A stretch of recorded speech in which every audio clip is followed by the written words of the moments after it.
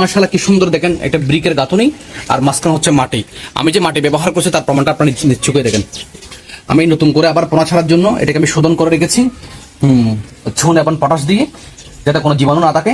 আলহামদুলিল্লাহ, হ্যাঁ দেখেন চতুর্পাশে গাঁথনি। আমারটা প্রায় এটা 4.5 ফিট, প্রায় 5 ফিটের কাছাকাছি, কিন্তু এখানে পানি থাকে এই 4 ফিট প্লাস। একটু আর কাছে আসেন, হ্যাঁ দেখেন এটা হচ্ছে আমার অক্সিজেন প্লান্ট। এটা হচ্ছে আমার একটা অক্সিজেন প্লান্ট, আর এটা হচ্ছে আমার বটম লাইন। এটা হচ্ছে বটম লাইন, ওই যেটা সব পেটে জরুরি। সবার কোয়েশ্চেন ছিল, প্রত্যাশা ছিল এটা নিয়ে জানার জন্য। আমার পুরো ট্যাঙ্কটা কিন্তু পশ্চিম দিয়ে একটু ডালু। সারাদিন মাসে যে খাবার টাকায় যে মলটা ত্যাগ করে, এটা কিন্তু যেহেতু এদিকে ডালু এদিকে চলে আসে। যেহেতু সামান্য পানির কারণে দেখা যাচ্ছে না, এই যখন চলে আসে পানি, যখন এই যেদিক দিয়ে আমার বটলটা চলে গেছে তার আরো প্রায় 3 ফিট থেকে প্রায় 2.5 ফিট পানি থাকে। পানির প্রেশারের কারণে